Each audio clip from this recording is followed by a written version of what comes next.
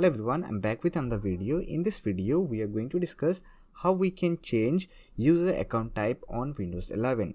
So that's been said, let's get started. If you have multiple users assigned on your Windows 10 PC, then you can change the user account type. Here I'm going to be showing you the step by which you can change the user account type.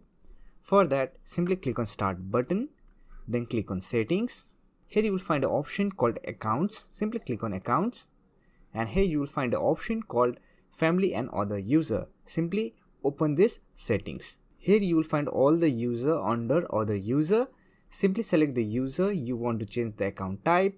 Here you will find account option. Simply click on Change Account Type. And here you will find the option to change your account type. Here you can see the Coder World is a local account, and here we have the account type. One is standard, and if you want to change this user type, then from the drop down menu, simply select the user type, then click on OK. So this way you can change user account type on Windows 11. So that's it for this video. Hope this video was helpful to you. If you find this video helpful, don't forget to hit that like button and subscribe to the channel for more videos like this. Bye for now. See you next video.